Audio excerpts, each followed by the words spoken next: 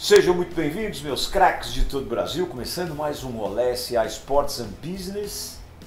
Estamos com logomarca muito nova, muito bem feita pelo time da Band. Os layoutistas todos debruçam em cima do Olé SA e conseguem fazer uma grande logomarca. Obrigado pelo carinho.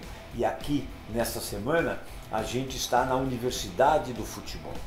Universidade do Futebol, que tem escala nacional, que tem escala internacional e tem como gestora a Heloísa Rios. A Heloísa que vem do mercado corporativo, foi Tetra Pak muitos anos, criou demandas importantes dentro do nosso mercado e comanda, não é, com seus sócios, essa Universidade de Futebol que realmente vem criando uma escala importante e trazendo conhecimento com modernidade, com ousadia e também com dinamismo. Ela é mineira, meu craque, então fala muito, com muita qualidade de informação e principalmente por ser uma mulher líder dentro do segmento que é basicamente masculino.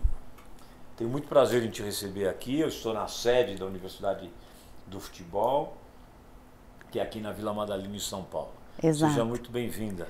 Muito obrigada, Beto. Um prazer estar nesse espaço para a gente bater uma bola. Prazer estar com a sua audiência. E eu acho que tem muita coisa para a gente conversar. Você, dentro de tudo que você fez, não é? E você, evidentemente, que criou dentro da dinâmica corporativa um modelo de governança que te traz para a Universidade do Futebol para levar conhecimento, para levar gestão, para levar governança como pilares fundamentais, mas principalmente para formar pessoas. Exato. E eu quero que você fale sobre isso. Bem, eu costumo dizer, Beto, que eu entrei no futebol por um projeto exatamente de estratégia, a estratégia do Clube Atlético Paranaense, onde todos esses pontos que você trouxe, que são, né, grandes princípios de gestão, né, e aí colocando governança, inovação. Então eu entrei para olhar o futebol, olhar o Clube Atlético Paranaense dentro desse ecossistema. Entrei pela via da minha competência corporativa, né, de mais de 30 anos em diversas empresas, e fiquei pelo poder de transformação do futebol. E o poder de transformação do futebol, a base dele, na minha concepção, é a educação, é a formação. Mas é uma formação muito prática, muito viva, é uma formação que ela precisa das competências técnicas, mas ela precisa das competências socioemocionais, ela precisa das competências de cidadania. Então é esse misto. O esporte está na minha vida. Eu fui jogadora de vôlei até os 18 anos, cheguei no meu estado até começar no Minas Tênis Clube, mas aí entendi que meu caminho era mais para a área da universidade, de estudos, e nessa trajetória o esporte sempre teve de alguma forma, mas oficialmente como consultoria em esportes, eu começo em 2015 fazendo na gestão do Dória toda a estratégia da Secretaria de Esportes de São Paulo. E o futebol entra com muita força em 2019, e no qual estamos aqui. A gente vai falar sobre essa trajetória. Eu acho, você me perguntava fora do ar, por que eu a elegi para entrevistá-la? Exato. Eu sou absolutamente favorável e eu venho desde os meus 18 anos de idade trabalhando no futebol, depois trabalhando no esporte em vários momentos, em vários locais. Até como dirigente, por muitos anos trabalhei como vice-presidente da Federação Paulista de Futebol, trouxe alguns projetos internacionais para o Brasil, mas o pilar educação, e você disse muito bem, é o que me atrai, ele gera oportunidade, não é? Principalmente nos sonhos das crianças, dos jovens e dos adolescentes. E quando a gente tem um país que é 93% consumido pelo futebol e de alguma maneira ele não tem a capacidade de absorver a grande maioria dos talentos que está espalhada aí, não é, pelo Brasil afora, eu fico bastante preocupado e gosto de trazer o tema para poder fazer para quem está aí, que é decisor, que toma decisão, não é, poder olhar também dentro de um contexto importante, intelectual e de maneira existencial a esse momento. Eu quero que você fale então um pouco de quem você formou, qual é o perfil das pessoas que habitam a Universidade do Futebol e para que finalidade para cada pessoa você destina um tipo de pauta. Tá. Não, é excelente a gente poder contar essa trajetória. Eu acho que a gente vai fazer uma conexão grande quando a gente começa com a própria história da fundação da Universidade do Futebol, que foi por João Paulo Medina. Então, se a gente olhar atrás da gente, a gente tem ali a cidade do futebol. Porque João Paulo, ele concebeu essa necessidade da educação no futebol a partir do olhar, que é uma indústria que tem milhões de pessoas que assistem, ele tem milhares de pessoas que praticam e ele tinha e ainda tem muito poucas pessoas que estudam. Então, com essa concepção, na década de 90 ainda, no final da década, ele criou a Cidade do Futebol. Essa Cidade do Futebol, para ele estudar, né, naquele momento ele já tinha mais de 30 anos de prática de futebol, como gestor, como CEO, como diretor, como CEO e treinador na América Latina e na própria Arábia naquela época. E ele falou, ao estudar essa indústria na década de 90, ele disse, eu preciso trazer esse conhecimento para uma prática de uma educação diferenciada.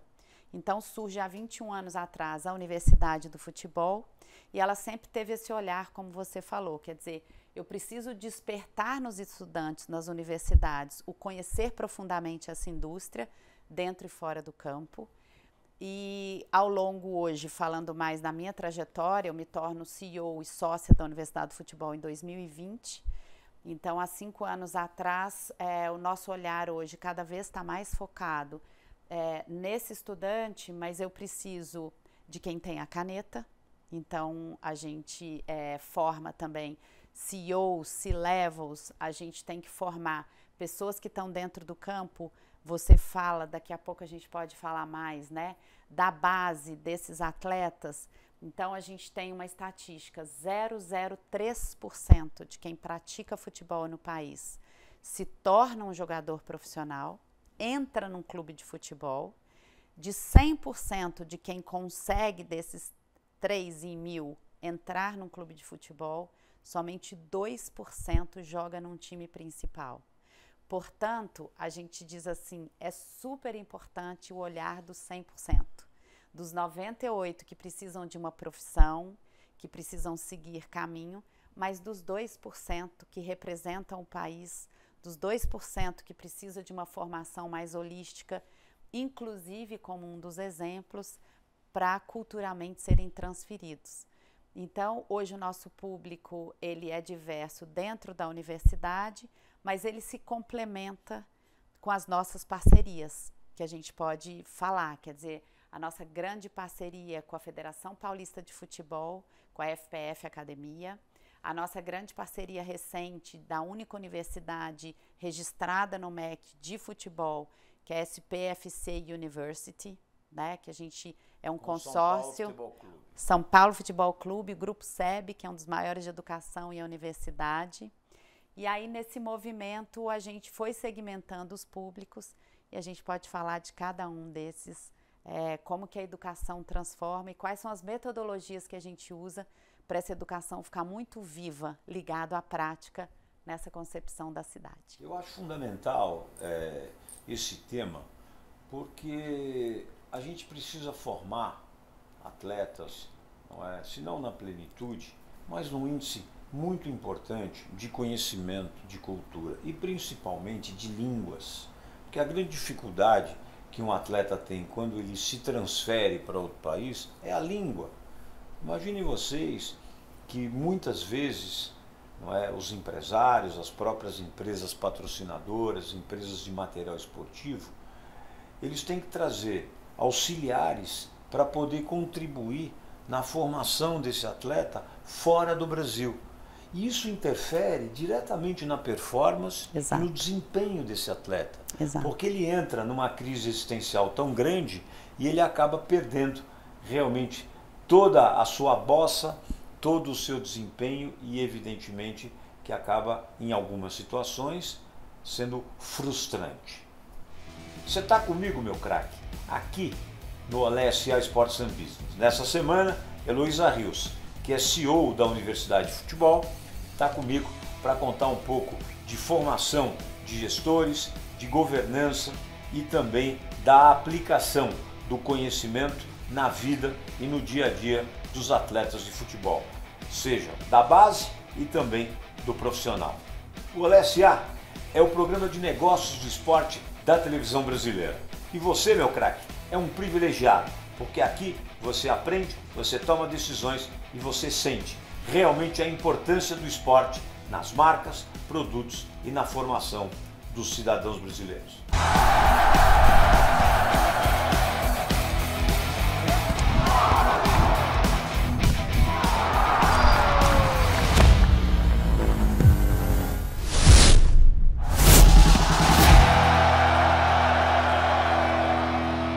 Nesta semana, Heloísa Rios, CEO da Universidade de Futebol, comigo aqui no OLESA.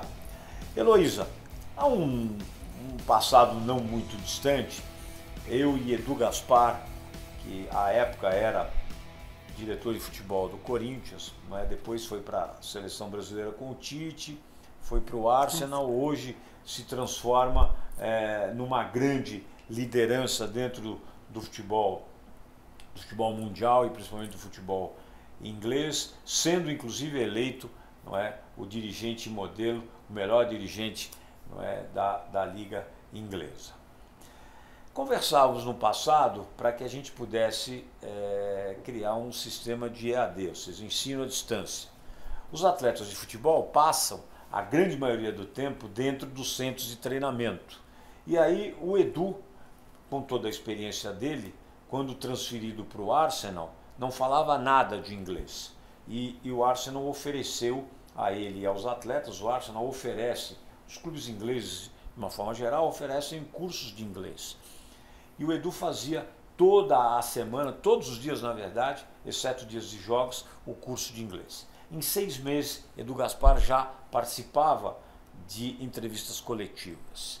E ele sentiu realmente a necessidade de criar algum movimento educacional e me convidou e nós até desenvolvemos. Porém, o Edu foi para a seleção brasileira, depois para o Arsenal e isso acabou não se concluindo.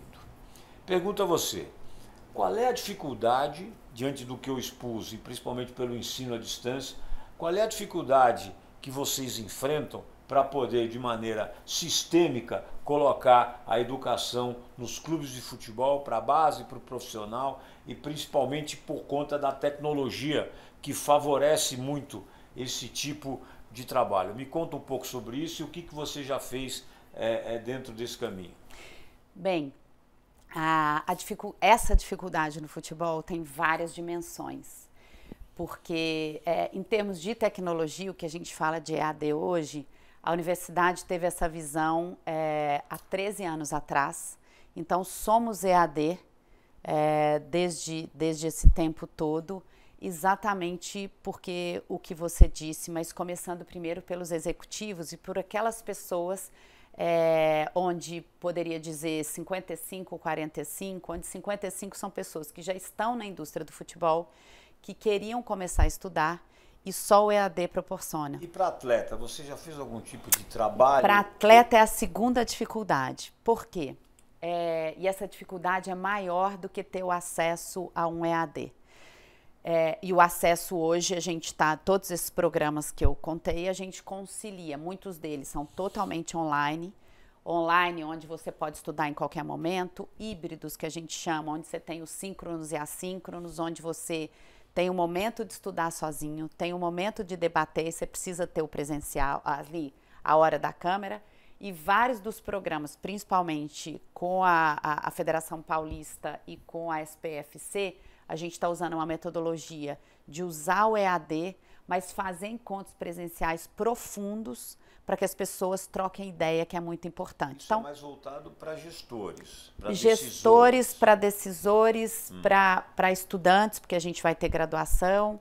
Mas quando você chega no atleta, eu queria abrir uma outra dificuldade, Beto, que é a dificuldade é enorme.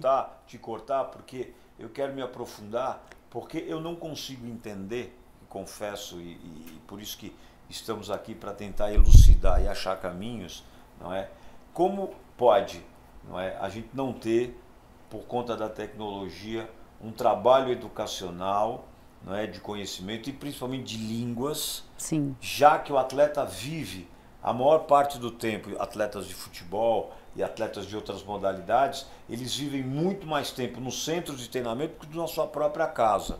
E o fato deles viverem lá, eles terem tempo de viver, ele pode potencializar o tempo dele aprendendo. Na prática não é assim. Então eu vou te contar a nossa dificuldade. Você tem um país que não valoriza a educação na sua plenitude se a gente pensa no desenvolvimento de nação. Então você tem, por exemplo, países como China, países como a Arábia Saudita, onde eu estou bastante agora lá fazendo trabalhos, onde a gente pensa futebol e eles dizem assim, a transferência de um atleta está condicionada à escola que ele vai estudar. Então a educação vem antes. Então é uma cultura te respondendo, fazendo um caminho. A segunda dificuldade para um atleta é exatamente quando ele precisa da educação formal, que a gente poderia usar a linguagem do futebol. O nosso país não permite que esse atleta tenha uma educação híbrida, como acabei de voltar do Barcelona. Por quê? Legislação, você tem que ter presencialidade e isso você sabe que é incompatível com os campeonatos. Qual que é a prática? Muitos clubes sim entendem que um atleta ele tem mais valor se ele for formado integralmente. O integralmente é exatamente como você está dizendo. São as várias competências, né? E a educação, línguas, culturas, porque a dificuldade dos atletas lá fora, elas têm a ver com gastronomia, elas têm a ver com diferentes vivências culturais, com respeito e entendimento até de outras religiões. Então, como que você vai socializar em outro país e combinar isso tudo que a gente tem que combinar? O Heloísa, me permita, a língua é o ponto-chave. Você falou de gastronomia, não é? Quantos atletas que a gente conhece, dentro da minha trajetória eu conheci inúmeros, não é, que não conseguem sair do hambúrguer porque não conseguem pedir outro prato, ou tem vergonha de pedir alguma coisa. E aí ele não consegue criar, por dificuldade de falar mesmo, não é? E aí traz cozinheira do Brasil, tenta achar uma brasileira para fazer o feijãozinho com arroz, ou seja, interfere diretamente na sua vida, na sua rotina, e isso acaba gerando problemas na performance do desempenho, como eu disse. Então, eu quero aqui aproveitar a tua manifestação para dizer aos atletas de futebol, aos atletas que nos veem e aos dirigentes, se vocês forem mais bem compostos do ponto de vista intelectual, ou seja, você aprender alguma coisa e trazer conhecimento para o seu dia a dia, e principalmente falar as línguas, eu acho que a gente vai ter uma evolução muito importante. Eu não consigo entender, eu repito isso, até estou sendo redundante, mas os dirigentes e os próprios atletas se mobilizarem para criar esse movimento. Acho que você pode ser, com teu expertise, um pilar importante para isso. Então, consigo te ouvir, consigo entender, mas de fato eu não sei por que o Brasil ainda não avançou nesse tema. Ô Beto, eu vou te contar uma outra complexidade, né? Porque é um tema que exatamente para a minha transformação passa da base dessa formação. Já tem dirigentes, clubes, gestores que entenderam e estão abrindo esse espaço. Porém, o que a gente encontra, eu vou dizer na grande maioria, não é só dentro do clube, é a própria família, que aquela hora que o garoto e com a garota, ou tem um espaço livre, ou estão dentro do clube, as pessoas querem personal extra, eles querem colocar um exercício a mais, que acha que é aquela performance física, e o olhar para a educação, o olhar para línguas, ele é limitado nas várias dimensões. Então eu vou dar aqui uma dica. Eu acho que na hora que o atleta assina o contrato com determinado clube ou com determinada entidade, deve fazer parte do contrato que ele tem, caso seja a ele imposto, a obrigação de dedicar tempo do seu dia para a educação, para poder criar movimentos educacionais que o clube, evidentemente, vai oferecer, de qualquer natureza, para que ele possa, enfim, estar mais bem preparado. E, na minha avaliação, o atleta fica mais valorizado. Não, totalmente. Ou seja, quando você mostra um vídeo de um atleta e você coloca que esse atleta, ele fala línguas, ele tem um conhecimento, uma cultura um pouco acima da média, com certeza, se ele estiver concorrendo com outro jogador, já que estamos falando de futebol, na mesma posição, ele vai levar vantagem, porque realmente ele vai estar muito mais valorizado. Beto, tem uma questão pragmática. Futebol é um esporte de tomada rápida de decisão. Então, quando você tem a visão sistêmica, a compreensão do jogo que passa por essa formação completa, você tem um jogador que naturalmente, como você disse, ele performa inclusive tecnicamente. Então, quando você vai olhar os grandes jogadores, que eles podem ter vindo de várias origens, né, inclusive sociais, mas os jogadores que inclusive fazem essa trajetória aqui que a gente está tão apaixonado defendendo, são jogadores como um Edu Gaspar, por exemplo, como o Mauro Silva, como um Capita, como um Kaká, como o Ricardo, que veio de uma favela complicada, eu já entrevistei Ricardo, como vários outros. E vou te dizer uma coisa, Heloísa, Ronaldo Fenômeno, que é candidatíssimo à presidência da CBF, também me dizia que uma das grandes preocupações dele, um dos pilares dele para a campanha, enfim, caso seja presidente da CBF, é, sem dúvida alguma, se preocupar com esse tipo de atividade, porque ele realmente teve que se adequar a isso, aprendeu línguas, enfim, fruto dessa. E viu como a facilidade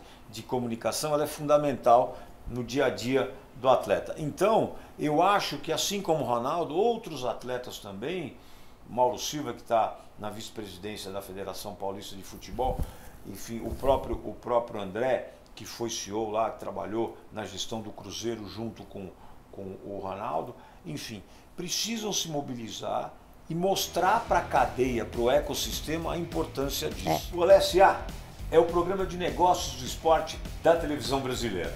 E você, meu craque, é um privilegiado, porque aqui você aprende, você toma decisões e você sente realmente a importância do esporte nas marcas, produtos e na formação dos cidadãos brasileiros.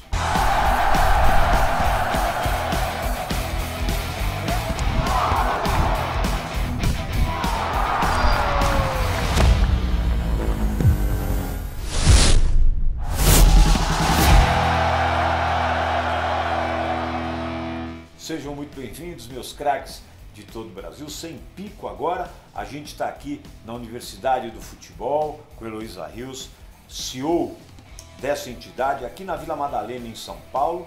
E você está comigo no LSA, que é o programa de negócios do esporte da televisão brasileira. Nesta semana, a Heloísa conta suas experiências, seus desafios, seus cases de sucesso e a importância da Universidade do Futebol no ecossistema que é, sem dúvida alguma, a nossa maior paixão. Heloísa, primeiro quero dizer que a gente vem conversando e a tua presença dentro dessa entrevista pode ser inspiradora, sim, para que a gente possa ter a cadeia produtiva do futebol mais bem consciente da importância de valorizar o atleta não só dentro do campo, da importância de valorizar o atleta fora do campo, da importância de conscientizar as suas famílias, seus agentes, de que ele mais bem composto do ponto de vista intelectual do conhecimento e cultural, e principalmente falando outras línguas, pode trazer benefícios que extrapolam o campo. Ele pode ser contratado por empresas internacionais para poder fazer campanhas publicitárias. Ele pode ser contratado por entidades assistenciais para criar movimentos dentro dos movimentos filantrópicos. E outras oportunidades Sim. que aparecem nos negócios. Sim. E você, como gestora, você trabalha como gestora esportiva na área de administração, áreas técnicas, de performance, também de marketing, de comunicação, de saúde, de ciências humanas, enfim. Existe aí, não é, uma linha, um pilar, não é, formado principalmente por essas áreas. Eu quero que você me conte sobre isso, porque a Universidade do Futebol hoje já tem uma escala internacional. Sim. Beto, eu vou começar pela sua primeira constatação aí, que é essa oportunidade desse lugar de fala que você está me dando hoje, está dando para a universidade. A oportunidade é nossa. Acho que agradecer. E eu vou te dar uma coisa prática, aproveitar e te dar o nosso livro, que esse é o primeiro livro que eu escrevo no mundo do futebol, já escrevi em outras áreas, eu sou coautora junto com o João Paulo Medina e o Rafael.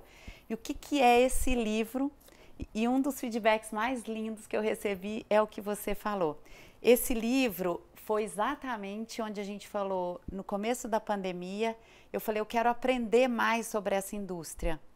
E aí começamos a bater bola na internet, no Zoom, em várias pessoas para formar esse olhar sistêmico. Então tem Falcão Rei de Roma, contando da história dele, tem Mauro Silva dizendo, minha mãe não deixava eu faltar na escola, como tem uma das maiores educadoras e conhecedoras de jovens, que é a Sofia Esteves, como tem Diogo Couto, que é um grande marqueteiro, comunicador. Silva, me permita, Diga. Até para ilustrar o que nós estamos falando, minha mãe não deixava eu faltar na escola, você disse.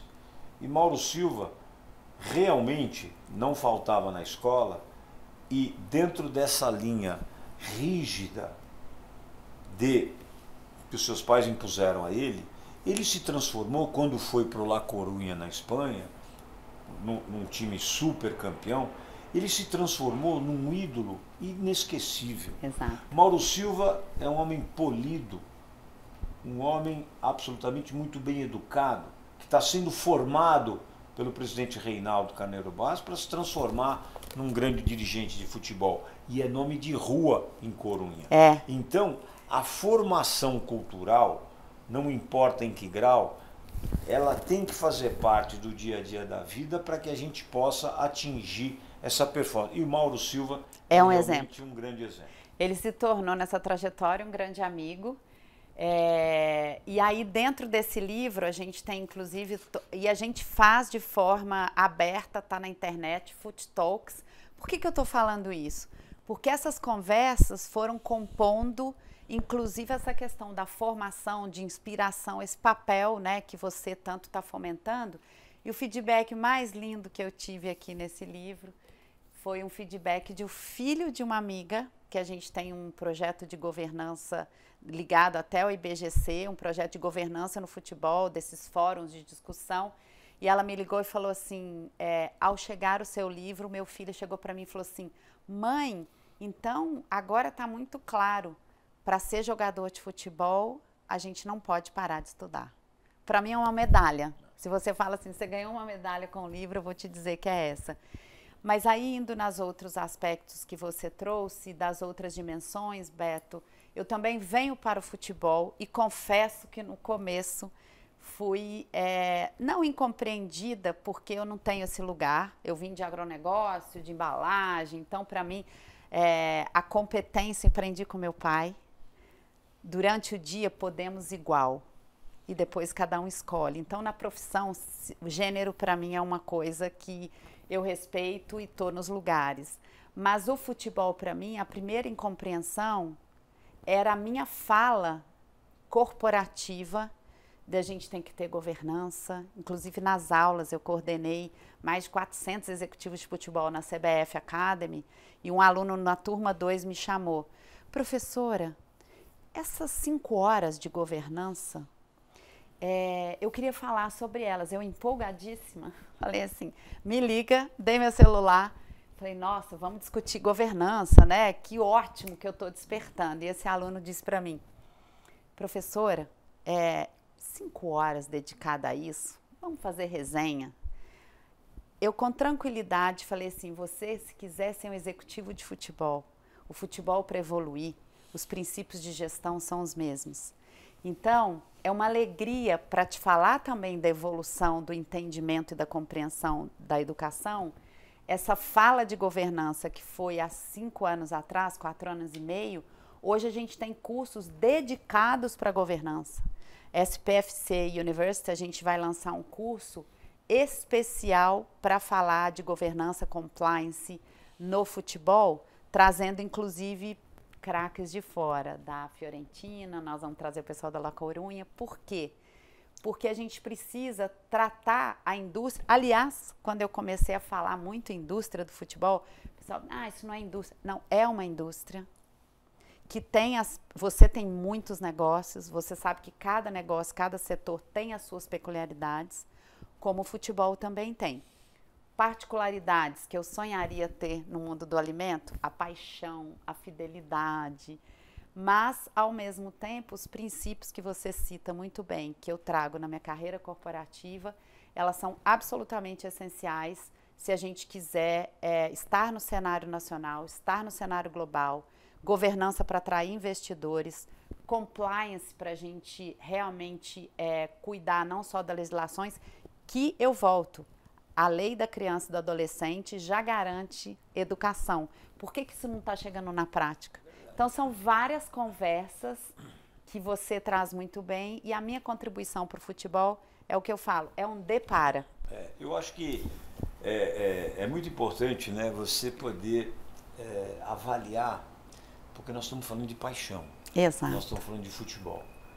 E nem sempre, ouvindo você falar e aqui fazendo uma pequena reflexão, estou ensimesmado, como a gente diz na filosofia, pensando sobre isso, às vezes a pessoa se matricula no curso apenas por falar, para estar presente no futebol, para estar na CBF, ou para estar na federação, ou para estar ao lado de dirigentes, ou para estar ao lado de jogadores. Ou seja, essa paixão que nos move, ela pode fazer com que a gente tome atitudes, né, absolutamente desconexas com os próprios objetivos.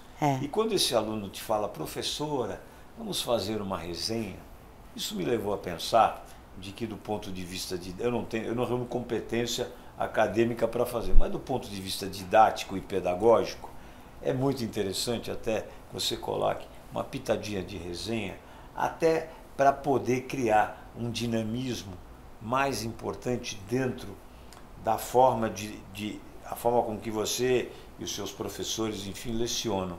Porque realmente a resenha, ela é fundamental. Esse bate-bola, esse papo que vai além, evidentemente, da linha acadêmica, ele pode dar um sabor muito especial.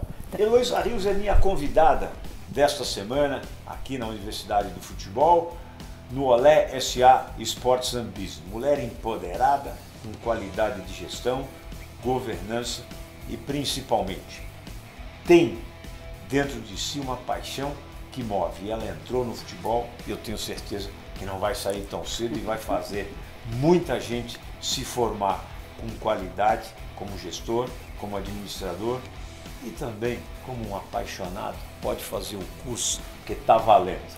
Você está comigo no Olé SA, meu craque. Aqui os negócios no esporte acontecem.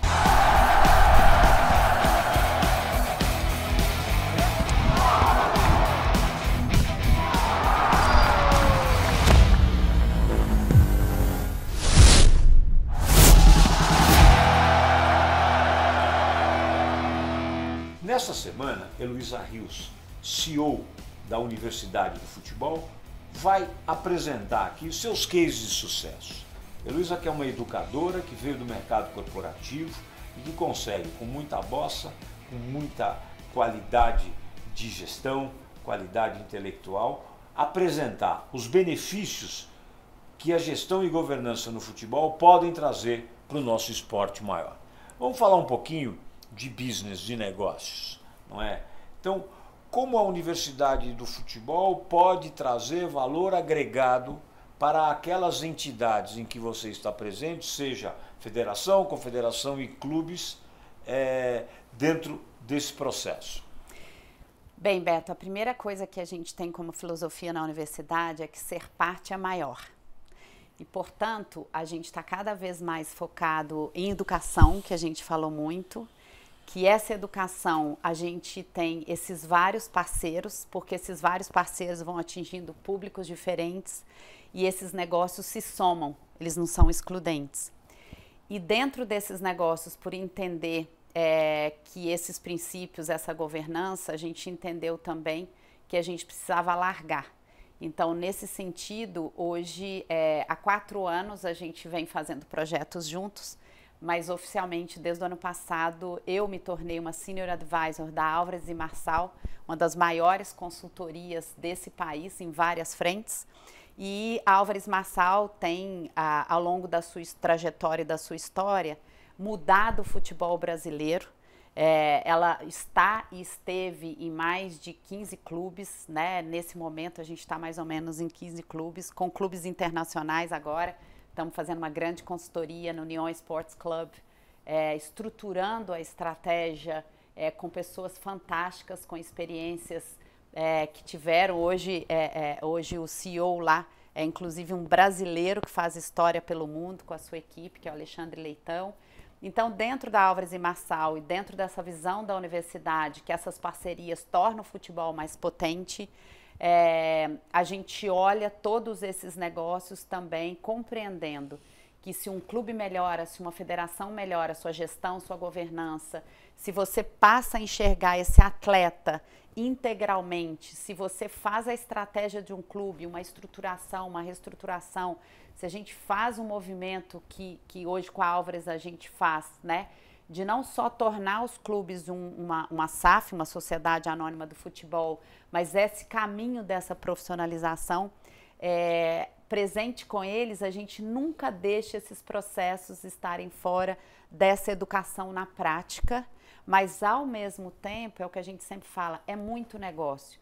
Porque um clube mais estruturado, com processos, com diligência, com governança, com a parte de uma gestão com muita performance e, ao mesmo tempo, um clube, uma federação que entende essa educação, o valor que aquele atleta tem, que a gente falava no começo, isso é potência. Com relação a clubes, eu não vou citar um específico, porque eu acho que tem movimentos e benchmarks em diferentes clubes.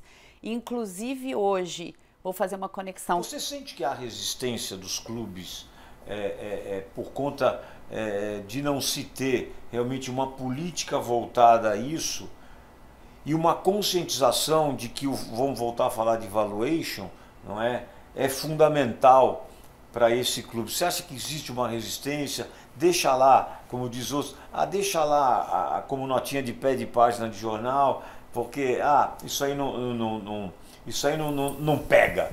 Me conta um pouco dessa dificuldade que você tem e se realmente você quer quebrar esse paradigma. Não, total. O que a gente está trabalhando e a gente está encontrando muito eco, tem muita gente competente no mercado do futebol, muitos gestores, muitas gestoras, muita gente fazendo a diferença, muita gente com uma governança forte, muita gente com esse olhar integral do atleta, muita gente que já entendeu aí, agentes de futebol combinados com os clubes, que futebol é negócio e legado. Que não se faz futebol, essa é uma frase que eu cunhei com Fred Luz, ele falou, o que a gente entra no futebol e o futebol está descobrindo, futebol não se faz sem dinheiro. Agora eu entro com a minha frase, futebol não se faz sem dinheiro e futebol não se faz só com dinheiro. A gente tem um número que o valuation do futebol brasileiro, aí eu estou falando antes até, esses números aqui, eles já começam a querer se movimentar, Porque antes da formação, que hoje são 2 blocos comerciais, eu defendo absurdamente para o salto do futebol enquanto país, a formação de uma liga única.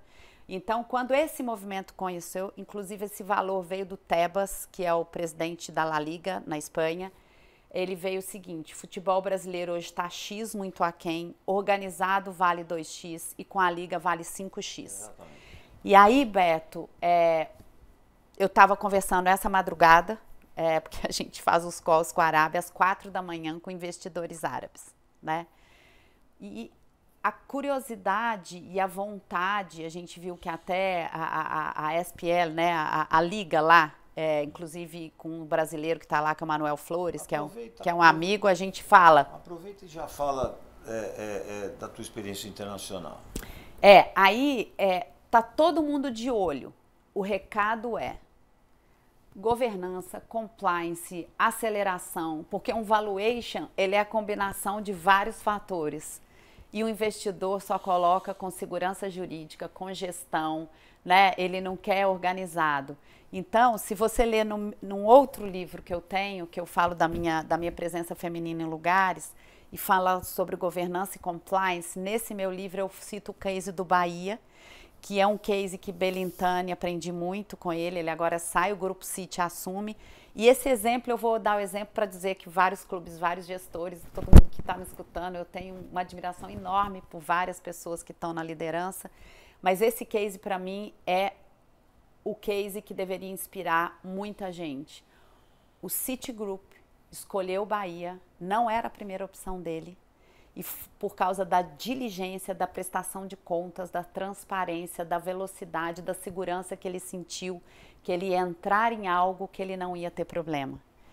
Aí eu falo, quando eu vou para o internacional, minha experiência internacional, bem, como executiva eu trabalhei em mais de 40 países, já morei nos Estados Unidos, já fui expatriada pela Tetra Pak, fiquei na Europa há 6 anos, e nesses 42 países, esse trânsito de cultura, esse trânsito do olhar de pessoas diversas me trouxe para o futebol, me trouxe esse olhar que eu falo, um atleta, por exemplo, não adianta treinar o pé sem formar um ser humano integral.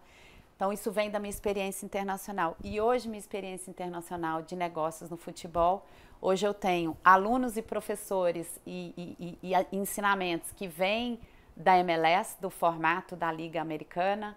Tenho amigos e professores que trazem os conhecimentos das ligas que a gente se inspira muito, NFL, NBA, né? Então, como é que é a composição, divisão, como é que eles olham dinheiro, como é que todo mundo cresce junto. E o que é estruturar, para quem, a minha grande especialidade é a estratégia, para quem é apaixonado em estratégia, o que me encanta na Arábia Saudita é o seguinte, eles têm uma estratégia, uma visão 2030.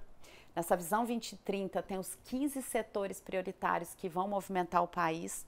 O esporte é um deles. Quando eles olham para o esporte, eles destacam o futebol.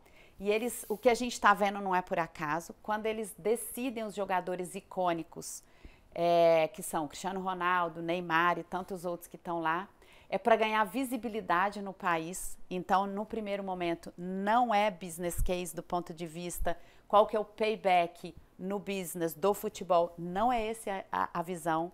Eles fazem a estratégia dos icônicos, a gente começa a assistir o futebol, eles começam a se interessar por jogadores e negócios. Então, no mundo, quem estiver preparado, os árabes vão investir, que já estão investindo na Inglaterra. Se o Brasil não estiver preparado, não vai ter dinheiro, porque ninguém vem aqui porque gosta do Brasil. Então, na Arábia, a gente está participando com muita felicidade, não só desse projeto, com alguns que no próximo programa eu conto, esse eu não posso ainda contar, e alguns desses projetos que é essa visão, quer dizer, eles traçaram uma estratégia e falta nesse país. Falta uma estratégia de país, falta uma visão sistêmica, falta a gente conciliar competições com vida de atleta, falta a gente olhar que o país é continental, falta a gente olhar que o espetáculo não adianta estar estressado, não são 1000 competições que vão fazer o espetáculo, falta a gente ter essa liga, porque essa liga de pessoas maravilhosas que falta, eu acho que é a última milha da gente se juntar. Então o business do futebol está em transformação, está em evolução, cada vez pessoas maravilhosas estão se interessando, cada vez mais programas estão trazendo isso, mas a gente ainda não está lá e falta amarrar muitas pontas, a começar por essa estratégia nacional. E é por isso que a Universidade de Futebol está aí, para poder criar uma linha harmônica entre o saber e o esporte. Exato. Isso é de fundamental importância. E também, você citou várias ligas, não é? Nós temos modelos de ligas, não é, espalhadas pelo mundo, que são cases de sucesso, evidentemente, e a gente tem que achar um modelo ideal para o Brasil. Mas para achar um modelo ideal para o Brasil, nós precisamos parar com essa desorganização.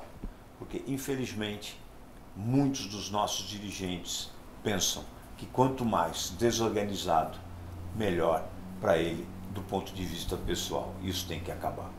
Você está comigo, meu craque, no Olé SA Sports and Business, esse que é o programa de negócios no esporte da televisão brasileira. Nesta semana, Heloísa Rios, CEO da Universidade de Futebol, conta suas experiências, seus desafios, os seus cases de sucesso e o legado que ela quer deixar dentro do ecossistema chamado futebol, que é a nossa maior paixão. Aqui no Olé SA, meu craque, os negócios no esporte acontecem.